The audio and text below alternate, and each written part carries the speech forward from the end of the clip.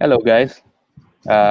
Welcome to this GTG Cloud Singapore webinar. I guess it's our first one. Um,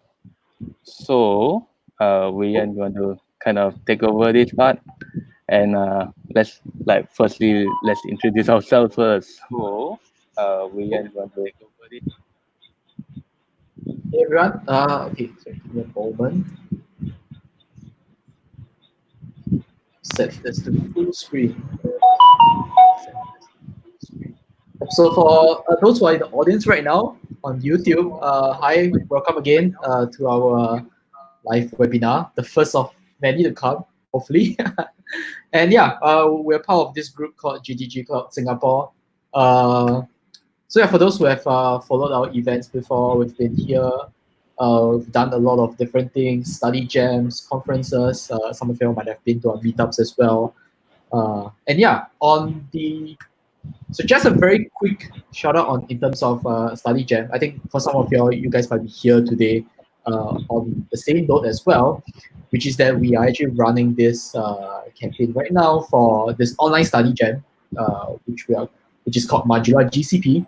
So for those who don't know about this exciting thing, so what happens is that you can go and visit this link either after this or even right now, and you'll be able to see like this page on this right side where it'll tell you about the different quests that you need to complete before you can get different tiers of swags. So the highest tier, there's actually like Chromecast super zai rewards. Yeah. Okay, so let's jump into the agenda. So just to give a very quick rundown of today's agenda. So I just talked about a bit about the MajulahGCP. So next I'm going to be referring to the other speakers that I have over here, or actually two of my friends from GDG Cloud Singapore as well, Hairizuan and Akilesh over there. And yeah, we're just going to be running like some topics that we've seen, some new stuff that we've seen regarding GTG Cloud or GCP, sorry, over the last few months. And yeah, so let's get things started. Okay, so let's start off with Hairizuan. So Hairizuan is a GD in cloud, and he's also a DevOps engineer in Acronis. So can you tell us more about yourself? What do you do? And one favorite GCP product? Okay, so over here, I mentioned like Weiyuan mentioned like GD expert in cloud. So I kind of like got that like last year or some sort. But like my actual role, I don't actually deal with Google products, GCP products at all. But I mainly like deal. I like to play with those GCP products on the side for my side projects, my hobby projects and all. So kind of recently, I moved from a software engineer, move over to DevOps engineer because I kind of wanted to dive deeper into that sort of products like Kubernetes, infrastructure, deployment products and all. So yeah, and the question regarding favorite product, right? That definitely had to be Cloud Run. Like last year, it kind of covered like a couple of meetups. This Cloud Run topic is kind of covered, and Cloud Run is essentially it's a serverless product that GCP provides, which allows you to build a container and then throw it over the fence over to GCP, and GCP just runs it for you, which is kind of a wonderful aspect. Like you kind of bundle up all your dependencies, less worries about like how to maintain your machines and everything. And the best part about this whole Cloud Run thing is the fact that it's priced on per use basis, which I think is a steal as compared to other products in the whole GCP ecosystem. So yeah, that's it for me. Guess we can move on to the next guy. All right, so thanks for the introduction, Hairizuan. So let's move on to our next gentleman, number 2, Akilesh. So and it seems like, can you tell us more about yourself, what you're working as well as your one favorite GCP product? Hey, thank you, Weiyuan, and thanks for everybody for like coming for the first session for this session. And so my name is Akilesh, and I've been a data science consultant for about 2 years now. And I've been working with GCP quite a bit, and I've been in the data science field, obviously. And so one of my favorite products is BigQuery. I simply love the way the performance and the speed that it provides. And that's why I will be talking a little bit about the columnar security controls that BigQuery has introduced and how it is useful in the current scenario. So yeah, I think that would be it. Short intro. Nice. Thanks, Over to Akilesh. you. So yeah, we're gonna have the third person, and hey, yeah, that's me. Okay. So yeah, my name is Weiyuan. I'm also a GD in cloud technologies, and I'm currently serving as a technical lead / also full stack engineer in Rakuten Wiki. So to answer my own questions, my favorite GCP product, I would say it's a variety, but if I were to choose one, Cloud Build would be the first thing I would go for, because it was one of the tools that I actually sort of intertwine, or the things that I actually use. I helped my entire company to move their entire CI/CD systems over to using Cloud Build, like from a self-managed system that we used before. So it was like a bittersweet journey of like a few months of doing that. A lot of sweat and tears along the way, I guess. But another thing that I started picking up, I think instead of saying one single product, I'll say one other category that I like is serverless systems or applications within GCP. So like Cloud Run, similar to what Hairizuan mentioned, and App Engine. I like how you can spin up applications within a few minutes, as opposed to like older ways of doing it where you have to bring up a VM, you need to do installations, you need to do this and do that before you get a web application up in the internet. But with serverless tools nowadays, like those days are long gone past. Like those long timings to set up web applications, you can do it very quickly with serverless. Anyway, yeah. So that's my introduction. Okay, so yeah, let's just to check in with all of you guys, like how you guys doing, especially like those in the chat as well. We have been in like this work from home for a few weeks now, 2 weeks plus, going 3 weeks, I would say. How you guys doing? Yeah, I mean, this whole COVID kind of like have everyone to be working from home and all. I guess like like the moment this whole work from home thing kind of started, I think a lot of companies started pushing out. Oh, look at all these learning courses that you can now sign up for. So I think on at least on the Google Cloud platform, this GCP. No, GCP Cloud Singapore Facebook group, I think we kind of posted a couple of links. One of them is definitely MajulahGCP, which I think we'll cover more shortly. And then as well as I think there is some link that gives you 1 month Coursera. I'll put the link up soon and you can find that link. Yeah. So like a whole bunch of companies started like giving out all these like free courses and that allows people to go and learn while like they are bored at home. I mean, it's better to be like safer at home rather than like be outside, right? So, and Akilesh, I heard like, yeah, I mean, you're currently not exactly in Singapore, right? You're in India, right? How are things over there? Yeah, it's pretty crazy here actually. The lockdown has been extended to the 3rd of May. So kind of okay. Working from home, kind of got used to it, I guess now. So anyways, there's no way of flying back anytime soon. So it's kind of getting used to the work from home nature of it and slowly trying to adjust to the scenario here. But yeah, not stepping outside. So sometimes we get vegetables delivered at home, so that's fine, I guess. As long as we get some food, I'm fine. I see some replies in the audience. So I think yeah, there's some talk about MajulahGCP, and just to mention, I think some people are asking about or rather mentioning about the swags. Those are actually on the way. They are currently, I think, because with the current situation right now, it's also a bit hard for some of our companies to ship out this the swags very quickly. But rest assured, I think we have people that are looking at this. Yeah. Okay, let's move on to the next part. So So we're going to move on to this section that we've named aptly as human RSS. So like RSS feeds in real life, instead of you having this application collect news for you, we're just going to let you know like what are the coolest things that we've seen within the last few months in regards to Google Cloud. Right. So let me start off with. So I'm not sure if like how many of y'all have heard about this in regards to Secrets Manager. So there's this new managed tool that came out in terms of being able to manage your secrets. Not just within Google Cloud actually. Like this tool is within Google Cloud, but you can use it in other applications outside of Google Cloud. But of course, within the same ecosystem, it's a lot easier to use it within there. So so this is something that I looked into.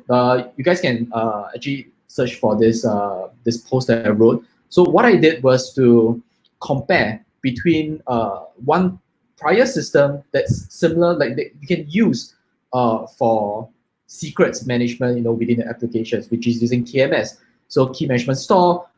Just to give a rundown, when you're using KMS, essentially what you do is you create a key ring, you create a key, and then you use it to encrypt a file. And then you commit it together with your current application, or you push it together with the application to your remote environment. And in a remote environment, you decrypt that file to get back your values. So let's say for application developers out there, if you use the .env modules, right? Essentially, you likely will be using KMS to encrypt your environment files and then decrypting it in the application environment. So yeah, useful for some things, but it's when you look at things like version control, KMS doesn't cut it because essentially it's an encrypted file. It's not easy to share updates with your colleagues as well. So having Secrets Manager come in, I think is a very much welcome change over here. And just to mention, so this is something that's very new, fresh out of the oven, just slightly over a month ago, where they just went GA. So just to give like a very quick rundown on how you can use Secrets Manager within Google Cloud. From the navigation menu, just need to look for security. One of the values over there will be Secret Manager, okay? And once you select it, they will ask you, okay, set a name. So if you have used other secret management systems like Vault before, so it's something similar to that. You put in the name and then you put in the value. So over here under secret value, if you upload the file, essentially they're just taking it as a text file. So they'll take the secret out and put it as part of your secret. Okay, and retrieving the secret, right, is also very simple. You can, like, let's say in this case, I have a Node application. So some JavaScript code where I indicate the name that I added earlier on. So the name is actually this full length over here. So secret name is what I included earlier on. Of course, you also need to indicate your project ID that you are where you're using Secrets Manager at. And there's also actually another interesting thing called version over here. So one very interesting thing that I like about Secrets Manager is that if you upload a new secret, you can actually tag it with a certain version, so that your application at a certain point of time you can associate it with a different version. So in the case where, let's say, if you're onboarding some third-party tool where you need to add in secrets for that, and you found out that something has broke, so when you roll back, you can roll back to the previous iteration of the secrets as well. It's really, really cool and very easy to use in comparison with KMS. But if you're not comfortable, sort of getting the values as your application is running, you can also like write a simple script and then use that script to create a env file. For example, if you're again using the .env modules. One other way to use this, if you can't find like a, say, JavaScript or Go SDK for this, if you're writing in some other language where they don't have the SDK yet, you can also use the Qwiklab, the CLI, to get the secrets out. So you can actually use that to just do a simple script and use it to write to your secrets into a file within an application environment. Yeah, so that's one cool thing that we've seen. So released last month. Okay, another thing that this was within, I think last week, just 1 week or 1 week and a half ago. So for some of you who use Google Cloud, you might have used Logs Viewer before. So all of your other applications or tools that you're using within Google Cloud, usually they'll stream logs into this thing called Logs Viewer. And then if you're using the old Logs Viewer, you can also use it to create like log-based metrics and then use it to plot graphs in Stackdriver.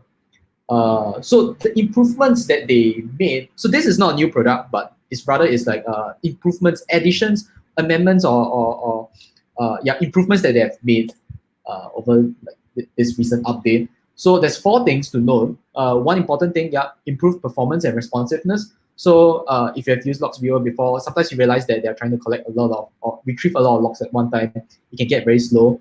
I use it a little bit. It seems like it's a bit better, in my opinion. So one cool thing that they added was that with this new logs viewer, instead of just seeing like a array of like text or your JSON logs or whatever, now they actually bundle a histogram on top just to show the occurrence of these logs across time.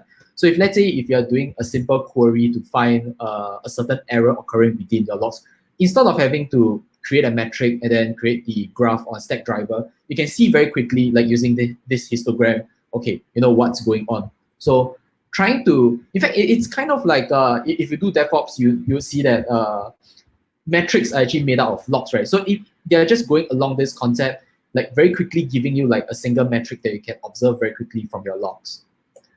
And then a more powerful way to build a query. So this one is actually, I would say, is not a very strong point. The old classic or the current classic logs viewer actually has that functionality as well in the advanced query builder. Now I would say the difference is just that with the new logs viewer, they sort of allow you to see the query that is being built like much more. It's not like it's transparent behind the scenes, but rather it's much more apparent to you when you are using a logs viewer. So it allows you to understand very quickly how to use logs viewer to build a very complex or advanced query to get something that you need. And yeah, new experience. This one is mainly just UI UX changes, making it a lot easier to digest the information.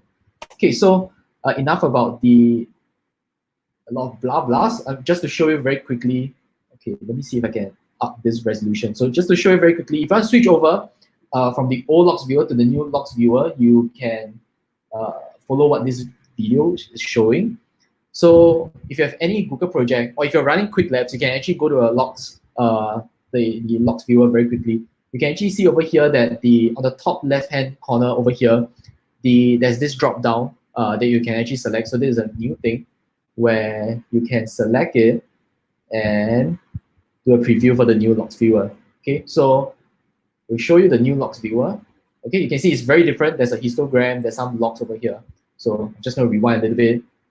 Old logs viewer, okay, the new one, which does look a lot more pleasant to the eye, again, in my opinion. Yeah, so, okay, one other thing to show. So the one aspect of one of the 4 points I mentioned just now regarding the easier to build the query, right? So previously using the classic logs viewer, they don't actually show you the query, right? As you are constructing, like as you are selecting the criteria to get your logs. So now when you see that when you select any of the filters, right, they actually show you the actual query that is being built. So you can just amend it directly in the query builder as well. Yeah, so that's all about logs viewer. Okay, so I'm going to hand over to Hairizuan, who's going to give us a rundown on the new stuff from last week. Actually, yeah, this one is within the last week service directory.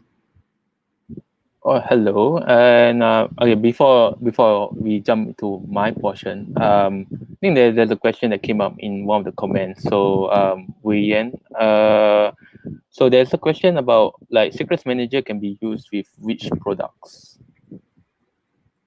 Secrets Manager can be used with which products? From my understanding, okay, if you're looking at GCP, Google Cloud Platform alone within an ecosystem, you should be able to use Secrets Manager along with it. But if you want to use it, so I think just now I mentioned a bit about using it outside of Google Cloud as well. It's possible to do that. Let's say if you are, for example, if you want to use, I don't know, if you have your own server, your own VM that you set within some computer or servers in your current workplace, and you want to use Secrets Manager there, you can just, let's say, install the Qwiklab SDK and use that to pull the secrets directly from there. So likely, from what I understand, you have to create a service account and bundle those credentials with the environment that you want to pull the secrets into. So as long as you have like the Qwiklab SDK installed there, you have like some service account associated with that, you should be able to pull the secrets via a secrets manager from Google Cloud. Okay, I think Yeah. someone else also asked, is Logs Viewer part of Stackdriver? I think Stackdriver, if I'm not wrong, Stackdriver is considered as a tranche or like a basket of like other products, which is like setting up the dashboard for your charts, your alert mechanisms, and all that. The basic log viewer, I believe, is not part of that. I might be. Let me check on that. Yeah, but it should not be like the. I had a Google Cloud project that I used to check out logs viewer that didn't have the Stackdriver mechanisms or API enabled, and I remember I could just use it for the new logs viewer. Okay, seems like there's no other questions beyond that so far. So okay, so I guess let's proceed on to like this new product that just got rolled out, as Weiyuan said. So this product called Service Directory. So the blog post for the actual details regarding what this product is trying to do is provided there. But as the name says, like it's trying to provide a one-stop place for where all your services can find the IP. No, more like the location of other services. So let's say if you are in a microservices environment, like you wouldn't want to like put a whole bunch of IP, hard-coded IP all over the place, right? So the service directory serves to try to resolve that issue. So think like if you go to the next slide, yeah. So let's play that video. So I got a chance to like play around this service directory. So initially what I'm doing here is going to the trying to access the service directory. So service directory is a network product. So we'll scroll down to under VPC network, and then after that, not under VPC network, it should be under network services. Then service directory. Then this will take a while to load up. Yeah, computer's a bit slow. So over here, the first step you need to do is to create a namespace. That kind of allows you to associate what services is under specific namespaces. So, and then you need to select like which region like you're gonna have your services be in.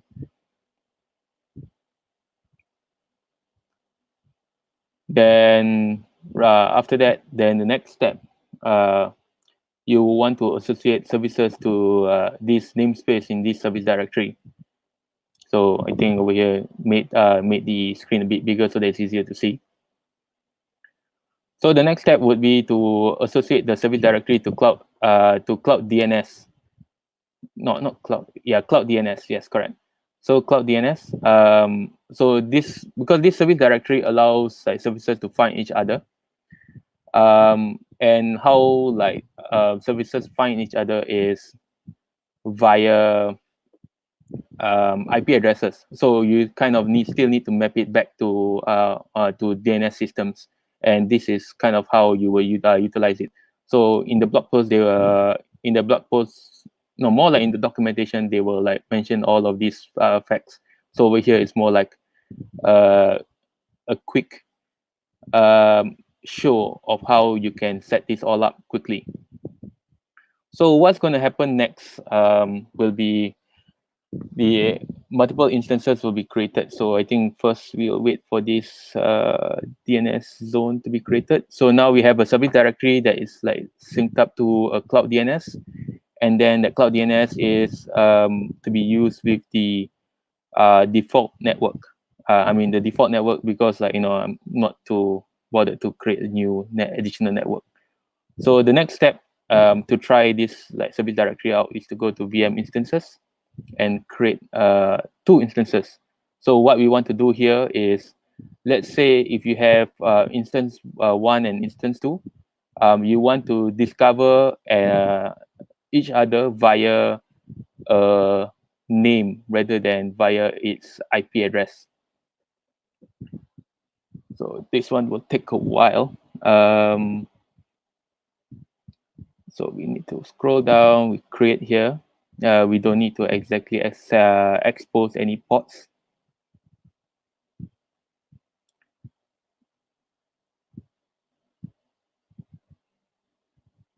Create, that's instance 1. Then after that,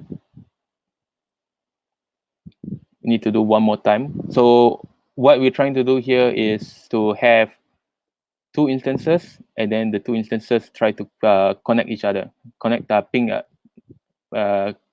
each other. Yeah,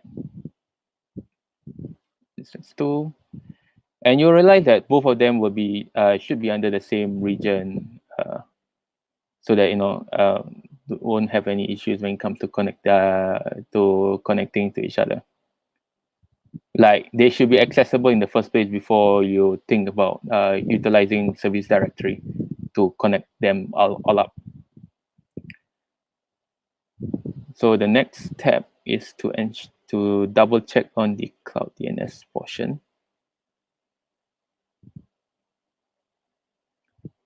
Yep, because we need to go and check out we need to go and start registering the IP addresses of these 2 instances. Go back to compute engine, go to VM instances. So like as much as this feature is in being quite interesting, but then the thing is by now, like a lot of the bigger companies will have set up like their own set of systems. So one example of an alternative of such a service is provided by this company called HashiCorp. They provide this product called Console. Yeah, over here, create a random service. Yeah, Console is basically kind of trying to this service kind of like looks similar to what Console provides, service discovery. And then if you set up your DNS agents and everything, you can have the services contact to each other via DNS names. So this one need to go back to compute instance. So while waiting for all the SSH thing to come up, so there's a question that came up during in the comments. So so the question is, how is service directory superior to just using DNS and TCP port? So okay, let's say if you have like if you use compute engine instances just as it is, they already allow you to contact each other via names. Like let's say if you have instance -1, right, and instance -2, instance -1 can just ping instance -2. I think later I'll be typing that out soon. Yeah, over here I'm typing them out. So see, like this it already kind of accesses it already. But with service directory, right, let's say if you have like GKE clusters and you want to like have the ports within that GKE clusters to access certain GCE instances outside of that cluster, if you map it onto service directory, then that kind of allows you to access that service without like putting the IP addresses putting the IP address into the configuration of that service in the cluster. So I guess the product is still quite new. So I think in terms of use cases and everything, that will we still need to see how the product grows. But from what I see, that is kind of one of the use cases available. So they are kind of on the blog. They kind of proudly mention about how you can have like GKE clusters and GCE instances be able to talk to each other. So over here is what I'm trying to do here is to create endpoints for a service. So you need to copy the private IP address that will kind of allow you to contact each other. Yeah, and then another question that came up is, can we use service directory between projects? That I haven't tried. I mean, based on what I read so far, I would imagine it to be possible, but it just need to deal with permission systems between the two projects. But that definitely needs to be tried out. But in terms of network, there could be possibility that you will need to configure the VPC peering or something like that. So this service directory doesn't like make the networking bit go away. You still need to kind of ensure that your instance can access the IP address of another instance in another network. It just provide a layer of convenience per se. So if you see here, from instance 1, I ping this service another random service.test, which is the service that has been registered onto service directory. So the IP address is discoverable, and yeah, it's kind of like a very, very basic example of how you can how one can use service directory. So it's best to experiment more with it. I didn't really exactly have the time because like this product is still kind of brand new. Yeah. Then with that, this is kind of one of the final commands to kind of run to make sure that everything is working as expected. So yeah, that should be the end of the video. Yeah, so another question that came up is a specialized DNS for service. Yeah, so if you have used Consult before, so the question is it a specialized DNS for services? I mean, it's still built onto like it's still normal DNS, but it's just like I guess some agent is like configuring the IP table behind the scene. I'm not exactly sure how that magic works. It's just Google's networking magic. But yeah, so the product that I was mentioning just now, Consult kind of provides that same capability where you can do service discovery by like providing the locations where other services are. But since that product is still quite new, so I guess we can wait for more blocks and use cases to come out soon. Yep, and that's kind of it for service directory. So if there's any more questions besides that, I will answer that in the comments soon. But yeah, let's proceed on to Akilesh on BigQuery. Yeah, thank you, Riz. So before we start, if you're not familiar with what BigQuery is and how to get started, this is not the session. Well, I mean, the introduction to BigQuery. There are 2 Qwiklab sessions, which are also part of the MajulahGCP, the quest that you take. So quest 69 and 70, they're really good. I think 69 deals with getting started with BigQuery for data analyst, and 70 is getting started with BigQuery for marketing analyst. So it covers both a little bit of technical on the technical front and also on the business front. So you can just take a look at that. And can you go to the next slide, please? So what is this new feature? I've been using BigQuery quite a bit. And so if you want to have fine-grained permissions, like if you in a real case scenario, you will always have a scenario where you want only certain people to access certain parts of the table and restrict others from not accessing it. So in those cases, we usually have different data sets and have different permissions for those data sets, and then move the tables, split the tables, and then move them between data sets. That's how we've been maintaining it. So in that case, that was fine. But this feature gives you don't have to have so many data sets. All you need is a single table, and you can restrict permissions for different users or groups depending on what they call as a data policy. So you can attach different groups or users to a data policy, and you can attach that data policy to a BigQuery column. And only the users who are attached to that data policy can only access the columns for which they've given permissions for.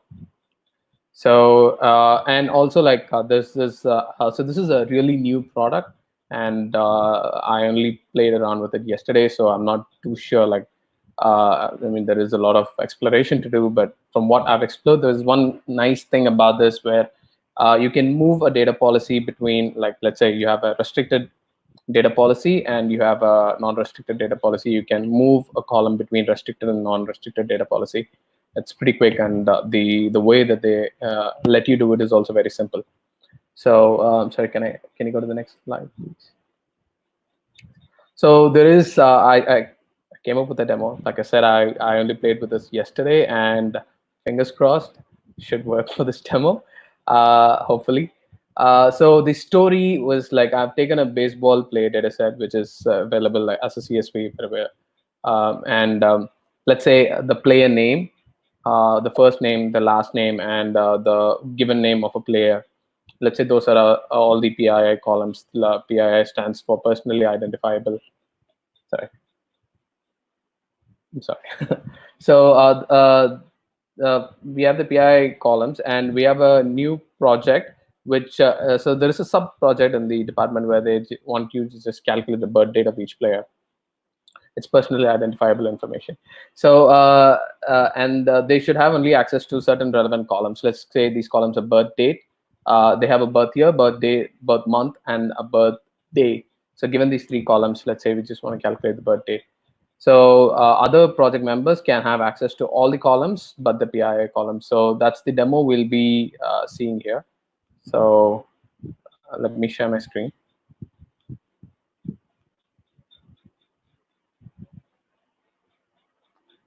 So whoops, sorry. So this is what I've set up here. So there is a baseball data set.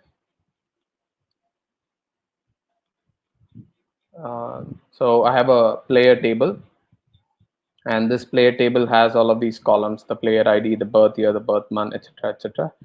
So the first step, so the documentation on how to get started with column security is here. I've also added it in the link in the slide. But first off, what you have to do is if you search for data catalog,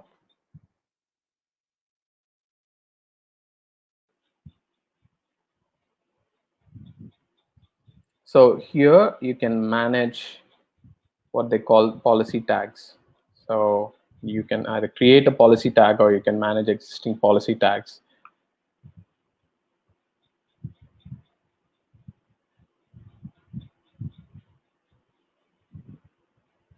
I'm sorry, it's a bit slow.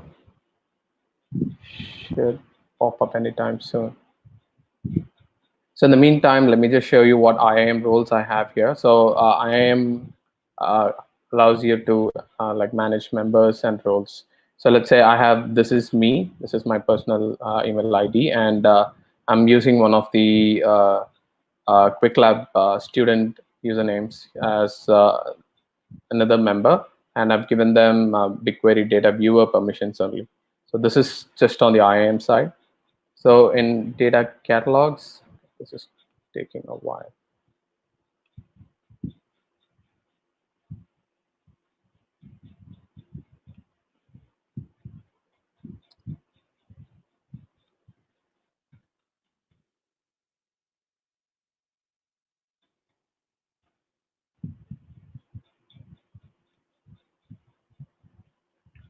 Or you can access data catalog from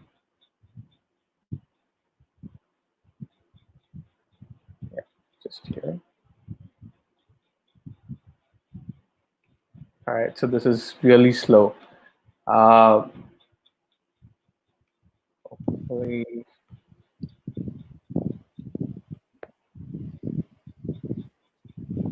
maybe while waiting for data catalog to load up, maybe you can explain like what data catalog is, because I'm pretty sure Right. data catalog is also kind of a new product. I think should be released only last year. Yeah, Yeah. the last I So saw it is quite expensive, right? I've not used data catalog much, but just this data policy thing is it allows you to have. This is especially for, I'm not sure if it works for other products, but for BigQuery, it, like I said, it allows you to attach multiple members. Okay, so it's working right now. So here I've already created a new policy called business criticality. So you can have any name for that. So, and I'm saying, so I have 4 policy tags here. So the first policy tag is restricted columns. So, and under restricted columns, I'm saying the tag is PII. So when I click on, so after I've created the restricted columns, on the right-hand side in the information panel, I can see that the owner, like myself, so the fine grain reader permissions and the owner permission, the owner, so that's me. So these two are the ones that are allowed to have access to the restricted columns. So then I have another data policy that says it's not very sensitive columns. And for just for this, I'm saying this user, because I didn't have a lot of users to play around with. So I'm saying this user also has permissions to the not very sensitive columns. So the idea is, let's say in a project we have, let's say we're getting the birth date from the birth year, the month, and the day. So there is, let's say, a birth date department, and they are allowed permissions for only a certain number of columns. So I'm adding those users in this fine grained reader, um, the permissions. So to add a new user, all you have to do is go to new member, search for the user, and under roles, you'll have only these roles. So under data catalog, you just have to choose fine grained reader. So once you do this, once you have all of these policies sorted out, you then have to go to BigQuery, select your table, and go all the way down. You can edit your schema. And here you can choose for which of the which of the columns you want the data policy to apply. So it's as simple as you can select as many columns as you want and go all the way up and add data policy. Sorry, add a policy tag. And here it will show you all the policy tags that you have. So as discussed earlier, we just want to restrict, so we think this is all PII information. So we're saying only those who have access to PII information should be able to look at these columns. So I am the owner of this project. So ideally, when I click on run, I should be able to see all the columns. So I'm able to see all the columns. Going further, if I edit the schema, so I was telling that let's say the birth date department only should have access to these 4 columns, right? So I'm going to choose all of these 4 columns and add a policy tag. So I'm going to choose the birth date department policy tag and save this. So this is saved. So I have another instance of BigQuery open here. So this is the student. So this is the one that we had added in the IAM role here. Sorry, this is 025D. Yeah, so 025D.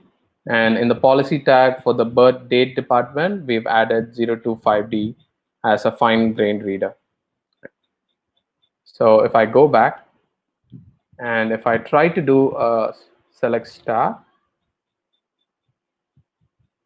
yeah, I get this really long error message. And if you look at the error message, it clearly says this user does not have permissions to access this particular policy tag.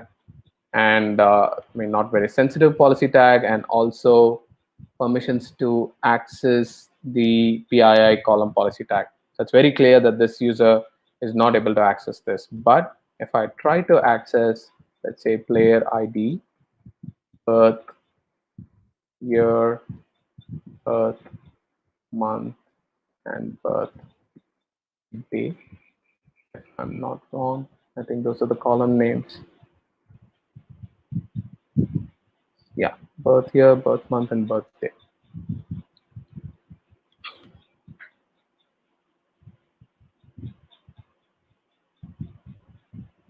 Yeah, so I can see all of these columns. So just as a check to see if I can access these columns. So this the birth country, the birth state is under the not very sensitive tag. So if I try to access the birth state,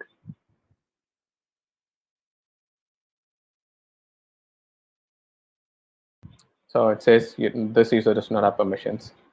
So I can, so to change this, to move around the policy tags, you can just you can just always go here and change. Sorry. Yeah, I can go to the schema and always change the tags in the schema. For birth state, I want to change this to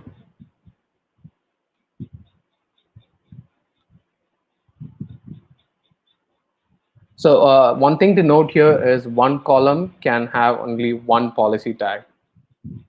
So I add this here and I click on save, go back, and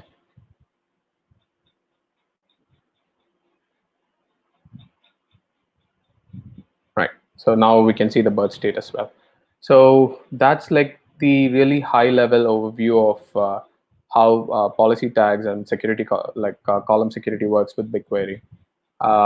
So there are a few things that you have to take note of.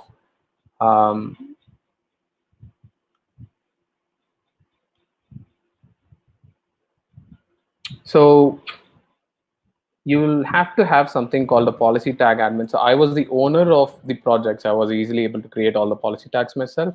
But if you're not the owner, you will have to talk to your administrator and ask them to give you this policy tag admin permissions.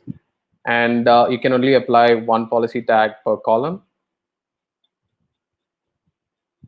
Right. So you have to choose your policy well. So there are some best practices that have been given in the document that I have linked it. So there are a few policies, best practices where for choosing the policy. So those are pretty good as well. So for other things, so if there is a if there is a write operation and if it's an insert, then there should be no problem. So a user who has no read permissions on a column can write data in the BQ table, and the write should be fine, but he still cannot like see the columns for which he doesn't have permissions for. And if the write operation is an update, delete, or merge, they cannot perform this operation until they have the fine-grained read access permissions. And a user cannot load access from local files or from cloud storage unless they have the read permissions. Yeah, and like they can load data from streaming because the way it's designed is they do not check for the policy tags. And there is a small caveat here. I don't know why this happens. Maybe this will be fixed in the future.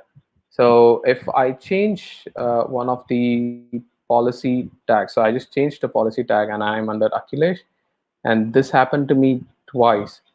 Even as the owner of the project, I was not allowed to see all the columns until I added fine-grained reader to the owner itself. So if I remove this, so if I remove the fine-grained reader permissions, and this fine-grained reader permissions is under data catalog.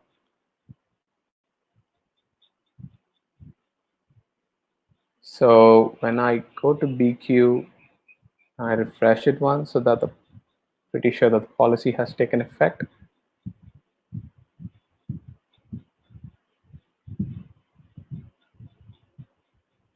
And that seems like a mistake, reloading that page.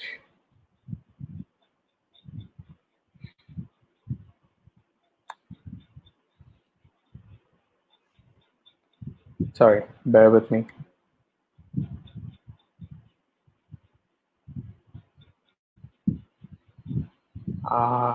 Almost there. Yeah, there. So when I run this,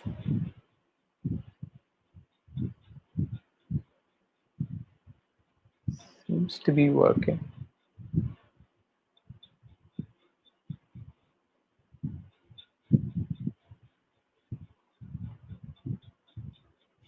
That seems to be working.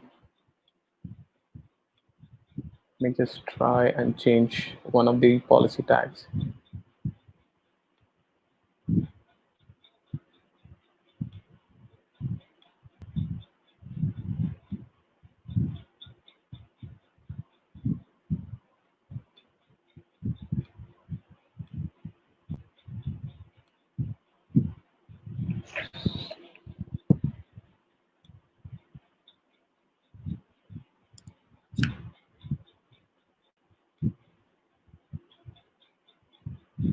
Yeah. So this is a bit weird. So if to resolve this, I will have to go back to IAM roles and add the, so to add a new role, you have to click on add another role, and in this filter, you can just type fine grained.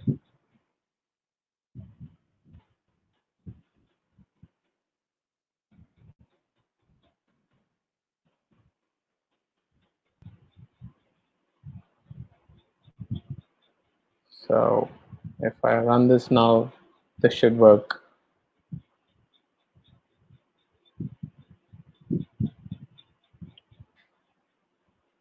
So yeah, so it works. So if you ever have this issue, just make sure that you have fine-grained reader permissions for all your roles, and I think that should be fine. I think that brings us to the end of this discussion.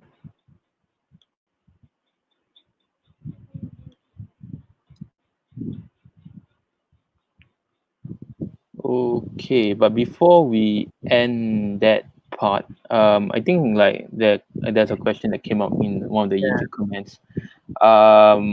So yeah, the question is, the policy permissions can be hard to manage for organizations with huge amount of employees.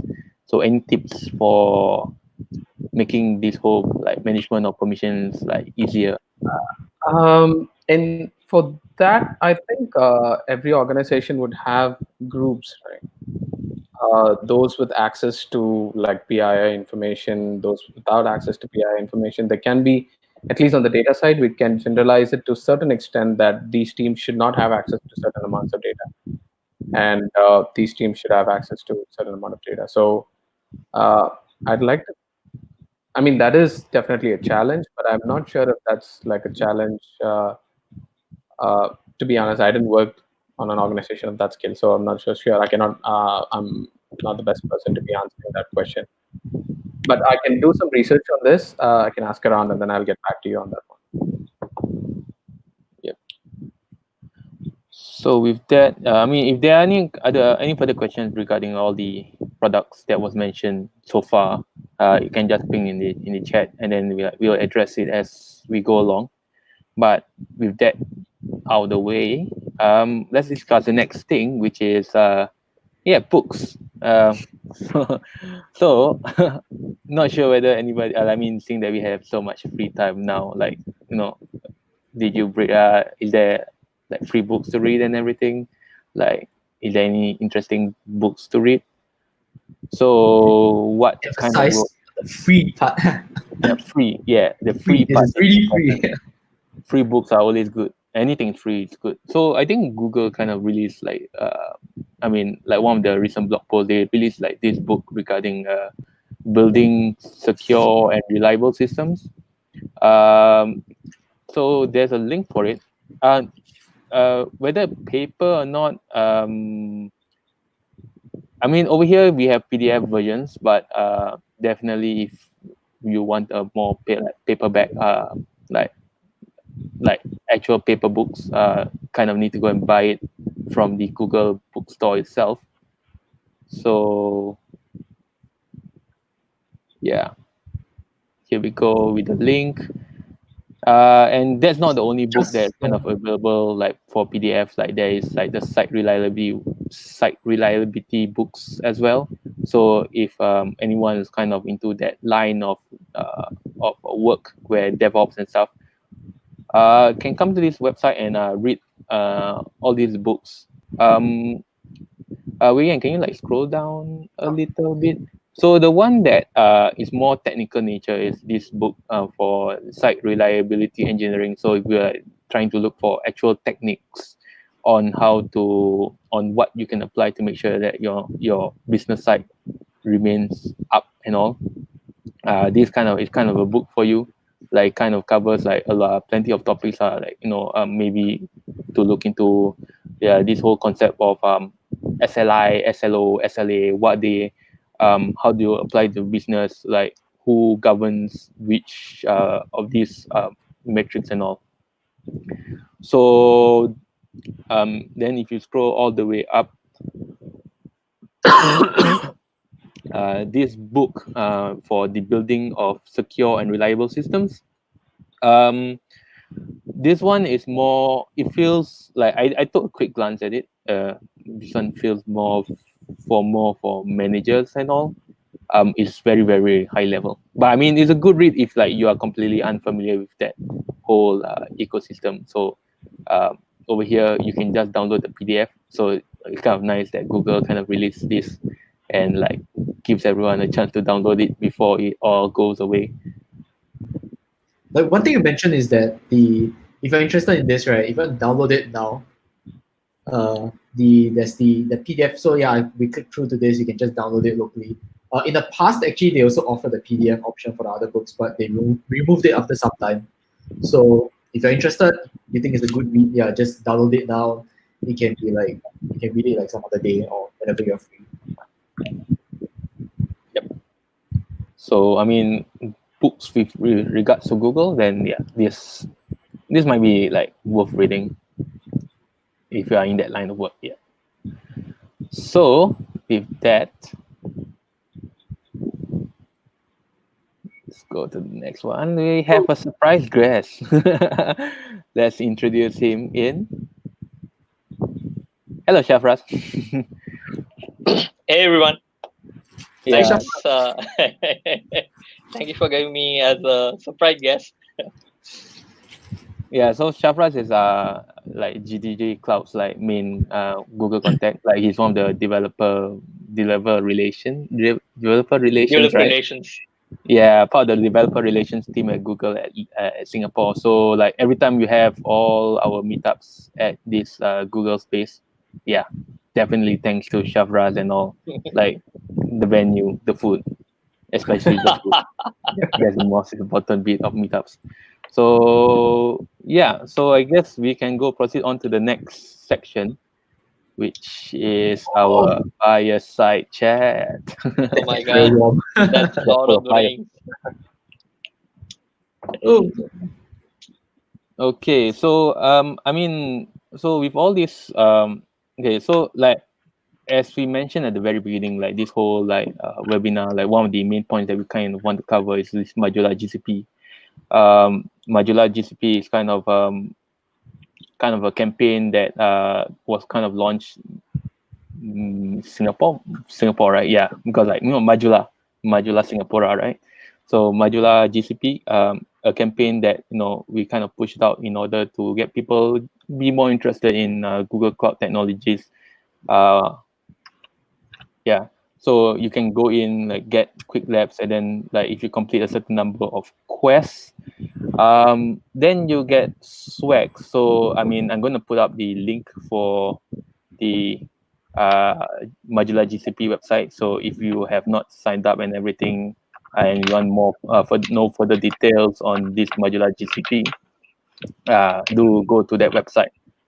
But while we are here, I think we can like kind of talk about like some of the interesting questions that kind of came up. So one interesting question that came out like kind of at the beginning of this whole campaign is like, let's say if someone is kind of new to this whole GCP ecosystem, like, are there any recommended Qwiklab quests that they can try to cover? So like, any of us can jump in to answer this.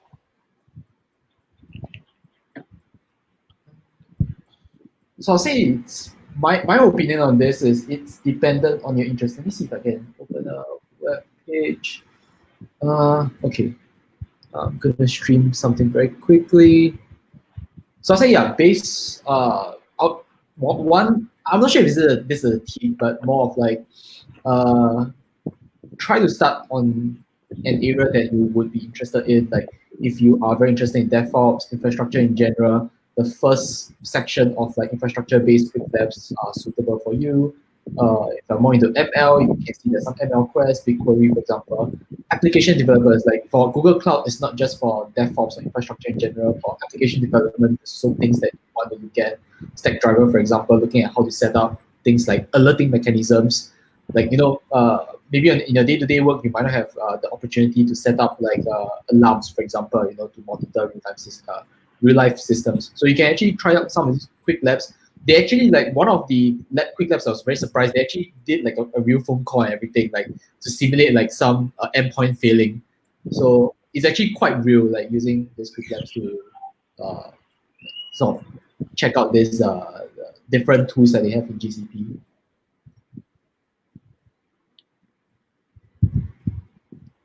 Anybody else want to like pitch in?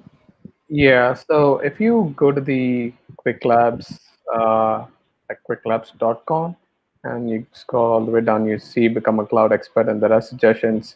Like, again, like what Weiyuan said, it's based on your interest. If you're interested in big data, there are a whole new set of Qwiklab quests that you can take for big data, and for machine learning, there are a whole new set of quests that you can take for machine learning. And I think they've given a very nice interface and a way, the quest that you should start with. I think that will be very helpful. Yeah.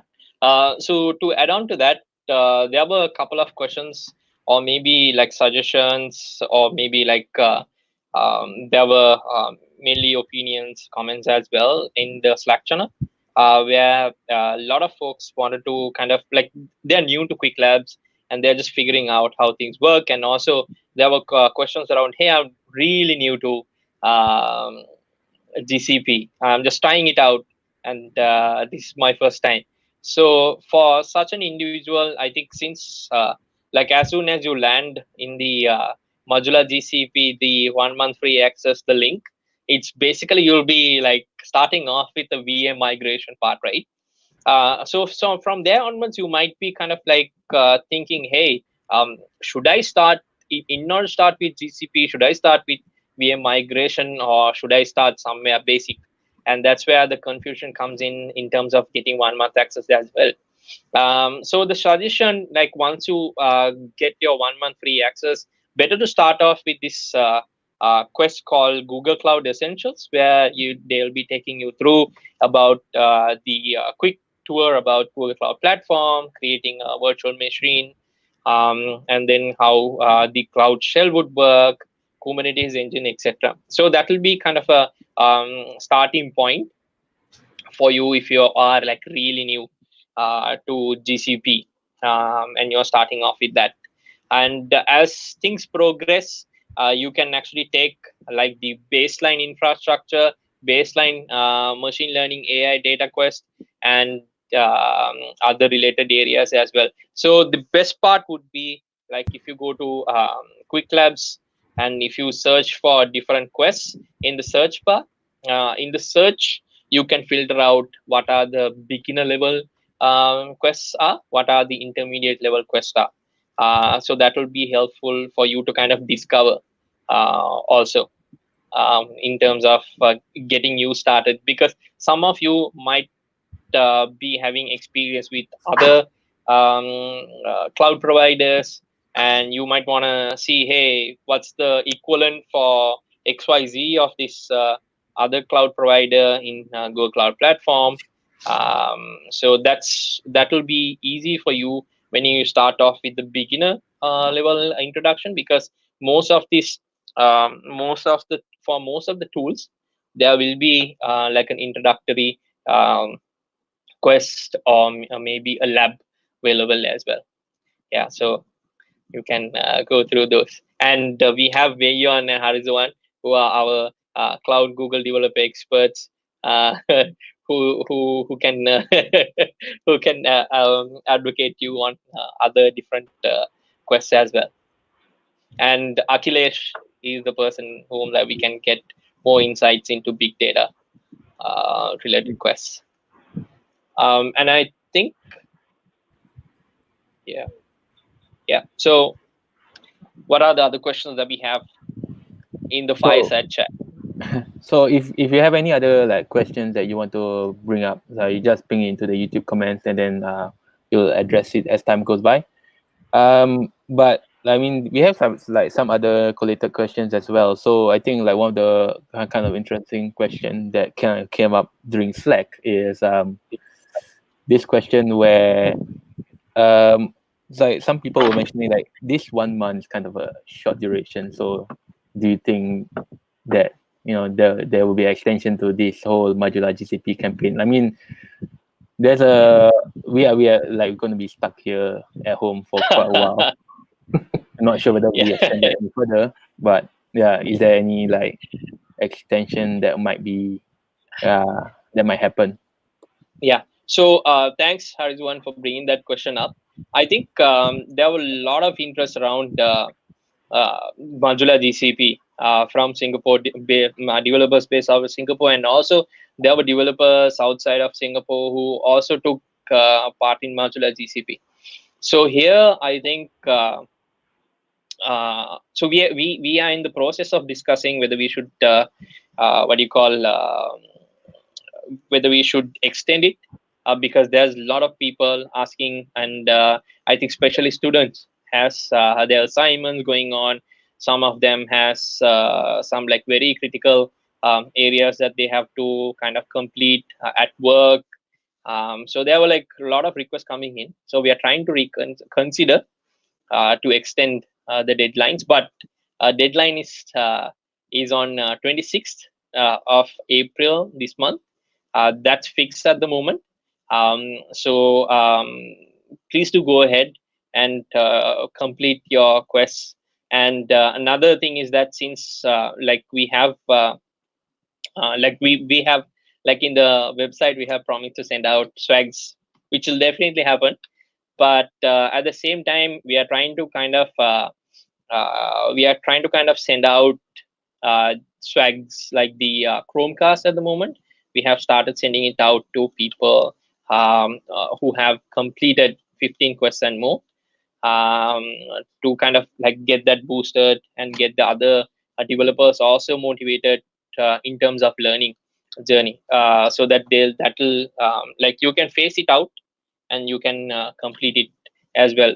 One of the reasons that we took this the live webinar today, which is a Friday.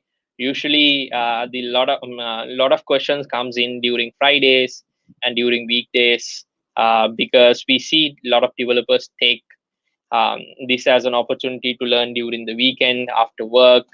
There are no social gatherings, so you are mostly occupied learning, which is a very good thing. I think by the time that we exit from this the current situation, you'll be pretty much ready, and you will have experience in GCP as well. So now there were so there were a couple of more questions around like along with the extension of the timeline. There were like a lot of more questions around, hey, now I want to do associate cloud engineer examination, and I also want to do professional cloud architect examination as well. And our friend Kim Brown, who's who is joining our live stream now mentioned about this in the Slack channel as well. So associate cloud engineer and professional cloud architect examinations are available online, proctored. So you can, if someone is like interested, want to take the examinations, this will be a good opportunity, because usually the learner journey, how it happens is that you finish Qwiklabs, get an understanding, and then you move into Coursera. Then you move into Coursera, where you will do like a certain yes, there we go, cloud.google.com/certification, if you want to know more about certification. So Qwiklabs, and then you do Coursera, and then you can do so the ideal process would be you do your Coursera certification, and from there get some hands-on experience. It's super important, because everyone who has done the certification says that it's important to get a hands-on experience just before your examination. So, and after that, then you can go ahead with the examination scheduling, and then go ahead with the online proctored examination. So that will help. So that's how it is. Yeah. So I mean, seeing that we are on the topic of certifications, like we have like myself and Weiyuan, both of us are certified. So maybe let's go with Weiyuan first. Maybe you can talk through like one of your certification journeys. I mean, like, and I'm the Akilesh one that as well. Oh, Akilesh. in Oh, terms yeah, of Akilesh has data. certified as well. So Yeah. yeah, Weiyuan, Akilesh. Maybe Weiyuan first. Go for it. So the certification that I obtained was it's called Associate Engineer. So I got it around, I think around October or November of last year. Yeah, around that period. So there was some time that like I went through some of the Coursera courses. Used a lot of Qwiklabs to study, to plan my entire learning journey, and make sure that I covered all the topics that were sort of highlighted for the Cloud Associate Engineer examination. And yeah, if there's one thing I would say regarding Cloud Associate Engineers, for those who want to take that exam, Qwiklabs, yes, very important. The other thing, surprisingly, is actually documentation.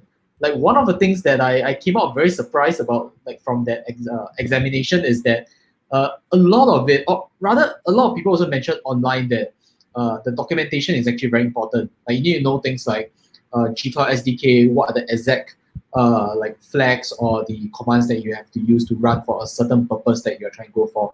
Of course, things like if you are trying to interact with local cloud storage, you need to understand, okay, GSUtil, what are the functionalities there, what flags do you put in order, let's say, control the permission of a person being able to read a file or not being able to read a file, so on and so forth.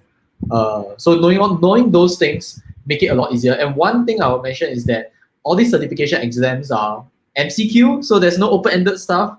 But MCQ is also kind of a bit like a double-edged sword. Like when I did the test, some of it, the answers were all very, very, very similar. So sometimes it's like picking the best out of the two best choices. Yeah. But getting prepared for the certification itself, I think it helped me learn a lot about GCP as a product, ecosystem of products in general. I think not just being able to get a certification, but getting there, you actually learn about how to use different things, more things like even using the BQ binary, the client. I mean, that was something that I don't like. I'm not a data engineer, so I don't really use BigQuery. Day-to-day job, I don't use that as well. So yeah, I get to learn things beyond what I usually use. So yeah, that's my take on the Cloud Associate Engineer certification that I took.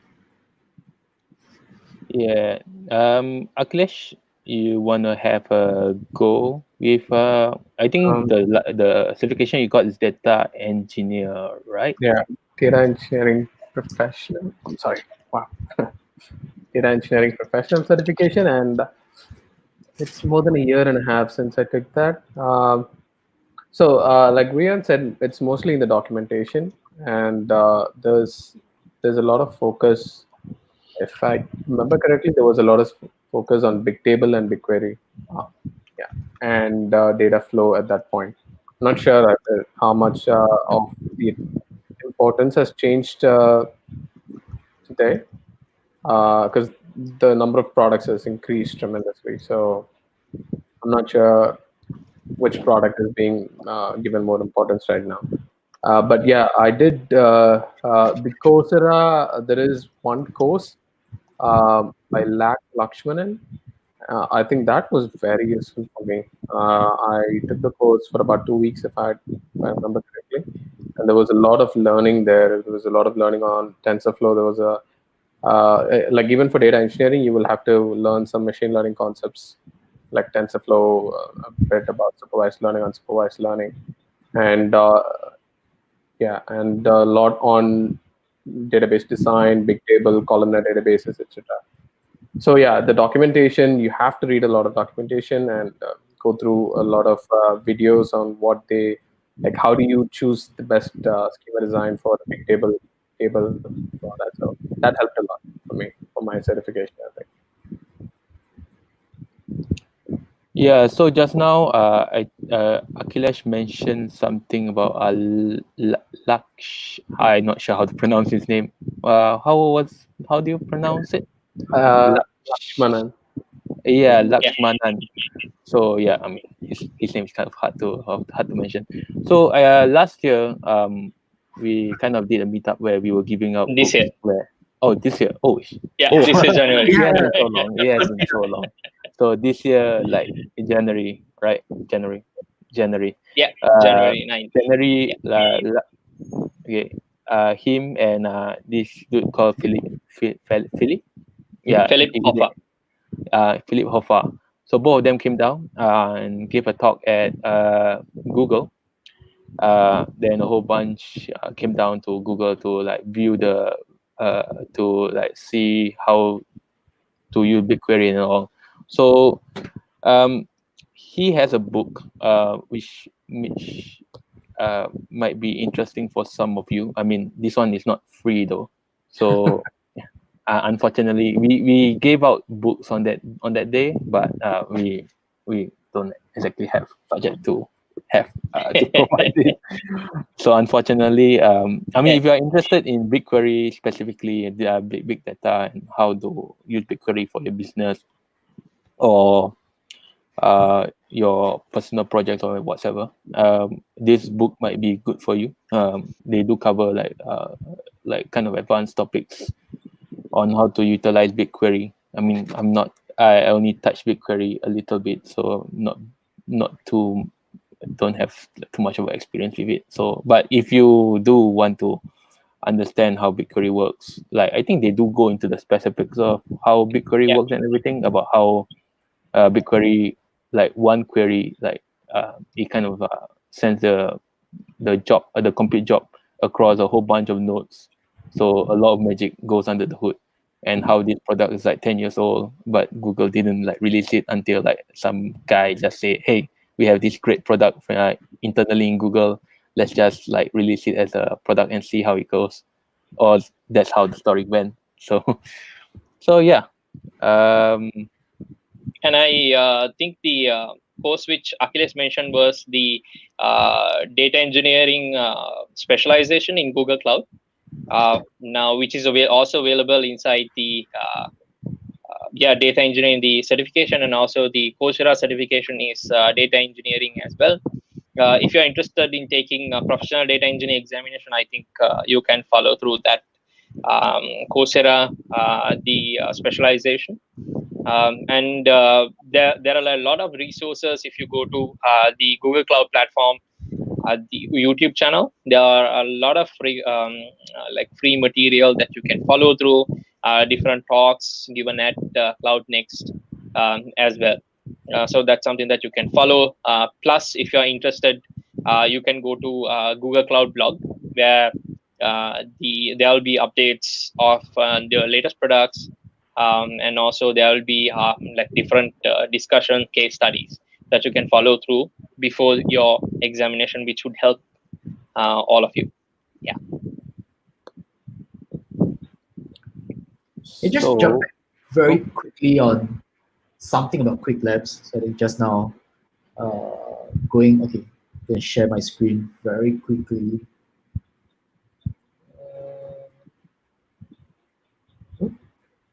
Okay, so yeah, I think just now we're talking about swags and MajulahGCP and stuff like that, and just to show like it's part of the joining MajulahGCP itself. You'll be able to get the different swags or at different tiers. Of course, to top it off, your learning experience in Qwiklab. And I think there was also the other question about Qwiklabs, how to extend your usage after, let's say, MajulahGCP has ended.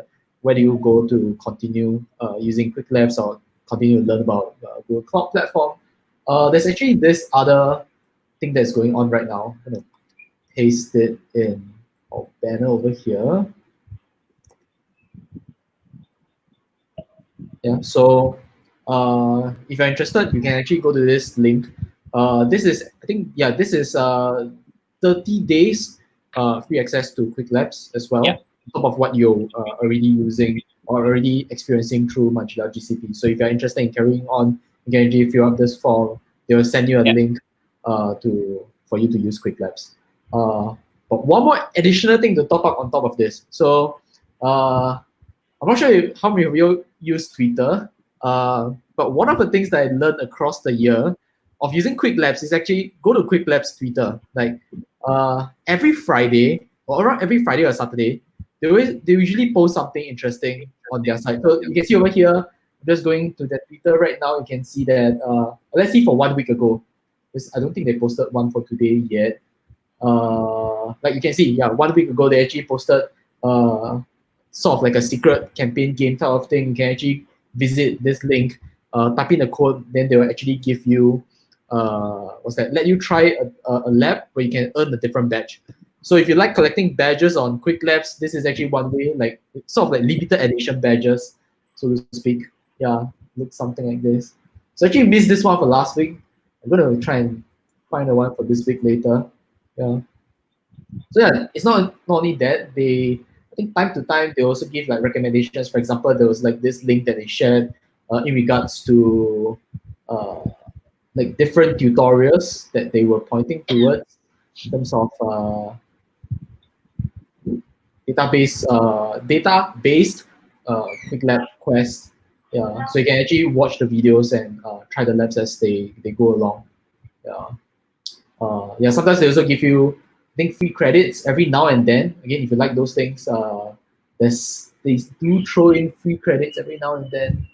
I can't see it here. I can see some. They'll just give a few credits for trying out certain labs. Yeah. So do follow like Qwiklabs if you're interested in finding out like more things to do like via Qwiklabs from here. Okay, yeah. So yeah, just want to add that. Awesome. Qwiklabs. Can you add the 30-day the Google thing on the YouTube comments? Oh yeah. Or will we be sharing this? Let me add that now.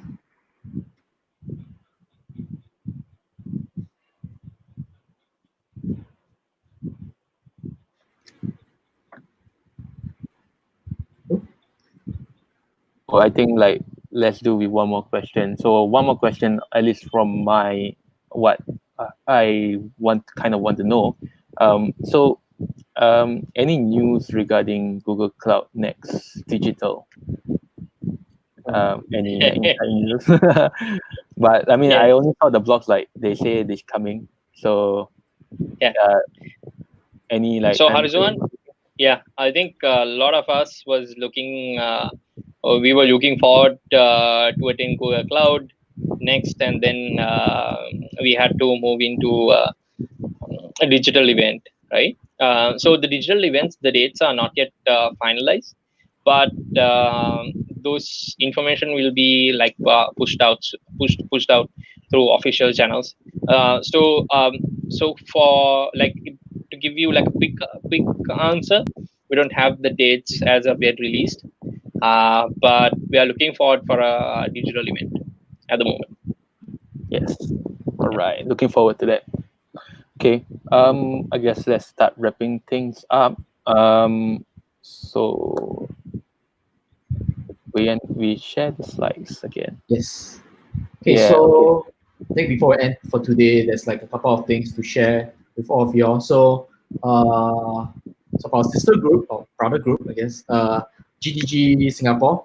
So they're gonna have the next event, Chrome Dev Summit Extended. This is May 2, which is like I think it's a week from now, week or 2 weeks from now. Yeah. So at this certain timing, they will be actually using the same format as well.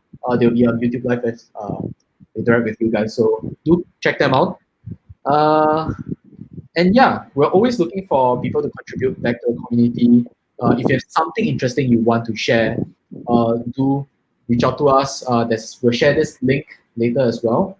And yeah, we'll get back to you. Okay. And yeah, so back to like one of the topics that we talk about today, MajulahGCP. So if you have not signed up yet, I would really encourage you to just sign up, try out a few labs. I mean, it's free 1 month, so it doesn't hurt like to try a few labs and just to experience like what Qwiklab is like. And yeah, so make sure that after you register on the link, after you submit the form, you will receive an email which will indicate to you a link that you can click to go to Qwiklabs for getting some credits that you can use to try out the labs. And yeah, so I think this is okay. So some of the links from earlier, again, I think we can share this. We can find some place to share this later on. Okay, yeah. And that's all we have for today. So thanks for coming today. Thanks for coming up live YouTube class today. And there's the subscribe button somewhere on, I think it's this side. This side. I hope my finger is pointing up. Yeah. So yeah, do subscribe to us. I mean, this is sort of us trying out web webinar for first time as well. And I think in the future we're going to be trying out like more events like this. So to keep a lookout for those events. Join our Slack as well. And yeah, we'll see you next time. All right. Bye. Thank you everyone for joining. Take care. Bye-bye.